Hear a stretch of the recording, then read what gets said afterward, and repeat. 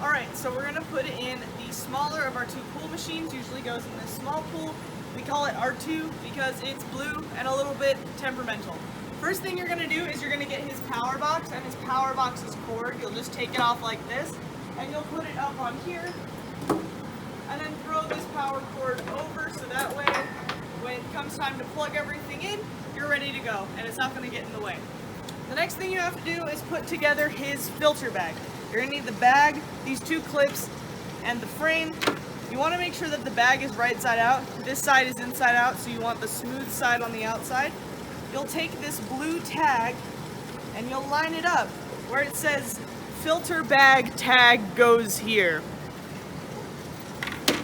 This is just to make sure that the bag's facing the right direction. And you'll want to make sure that the bag goes underneath these little lips right here on the corner. You'll just pull it over like so. You'll do that for all four sides, make sure it's really nice and snug. And then you will go ahead once you're done, and you'll start pulling in all the excess towards the middle. The reason we do it this way, and the reason it's important to do it this way, is because the filter bag expands once it's inside the machine, and it also has to fit inside the machine. And so by doing things this way, you make sure that it expands correctly and it fits correctly as you're putting it in. So once you get something that looks like that, and you have the corners lined up with the corners, you take your clips and you put them on both sides, and then you can kind of spread them out a little bit if you need to, but only after you get your clips on.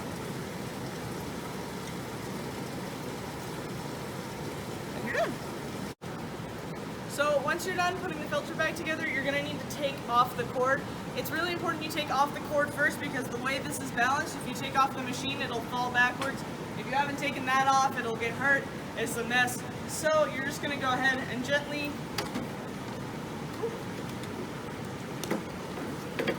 make sure nothing's caught on anything. And then just lay that on the ground, and then just go ahead and start taking these off one by one. And just setting them on your arm. This is the easiest way to make sure it doesn't get tangled or it doesn't get caught on itself. It makes the machine run a lot smoother as the night goes on. And yeah, you'll just do this. Alright, and so then once you're done, you'll have it all on your arm like this. Another important thing to remember is to never just try to take the whole thing off. It seems like a good idea, it seems like it'll save time. More often than not, you'll end up stretching parts of the cord. These machines are really susceptible to having electrical problems, especially in their cords if they get stretched too much. So we just want to try to do everything we can to preserve the life of this machine since they don't get replaced that often and it's really expensive and difficult to replace them. Once you have everything, you'll just go ahead and you'll just set it somewhere that's easy for you to work with. I usually set it just right here with the sides closest to the machine facing up. Then after you do that, I'll just go ahead and flip up the machine on here. You don't have to flip it up on here, you can move it close to the pool first. I just find this to be a lot easier. You'll grab the bag that you've already put together prior to this, and you'll just put it in. You'll see that these two things go between here, and since this is an old machine, you do have to kind of convince it a little bit, make sure everything is getting tucked in, and so this process can take a second. Just make sure you're not forcing anything too hard, and that everything should just eventually want to slide into place. Then there are 4 clips once you get it in, and you'll just lift up those clips, put them down, lift up a clip, put it down, lift up a clip, put it down, and lift up a clip, and put it down. The last clip will usually be the hardest one, but it goes on, you just need to help it a little bit. Never push the clips to the point of snapping, but the bottom one is always a little bit difficult. Then what you'll do, you'll flip it back over,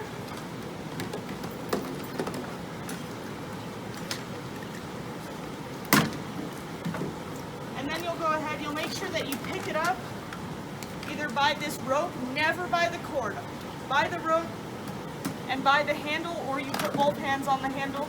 You never want to pick it up by the cord. It is incredibly bad for the machine. Just pick it up like this, and then just very gently, you'll put it in the water. Always make sure to lift with your legs. These are a little bit heavy. And then just kind of make sure he slowly goes to the bottom. And once he's there, since this is a smaller pool, you can just let the air out. If you're ever going to put him in the bigger pool, just take a second, hold him by the handle, and make sure you shake out the air a little bit like you would do if you were doing the dolphin. Next thing you'll want to do is you'll pick back up the coil that you just made. Grab the end that you want to save for plugging in. Then you'll take the rest and you'll throw down the lane. You never want to throw across the lane dividers, otherwise it'll get stuck. So you'll throw down the lane just like this. That way the coil is already a bit untangled for you.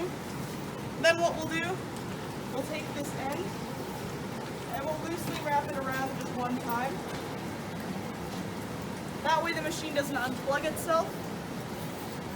If that's not an option, you can also turn the box a bit, so that way when it pulls like this.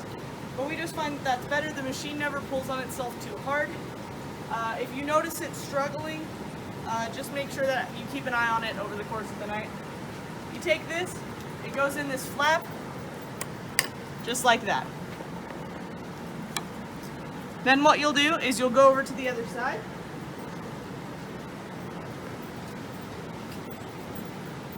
You will take the plug from earlier, now that the machine is in the water and ready to go, and you'll plug it in. I like to plug it into the top and close it just in case anybody is cleaning the walls or anything like that. Now water gets in the electric stuff. Then you'll come back to your box. You will hit this switch. Switch will light up.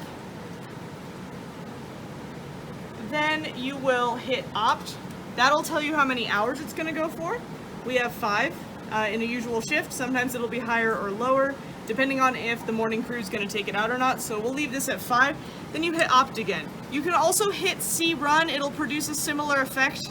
However, I prefer hitting opt twice since it does just let me adjust the hour a lot easier. And then when you see the machine start to make these sorts of waves in the pool, and it starts to get moving, at that point, you know that R2 is ready to do his job.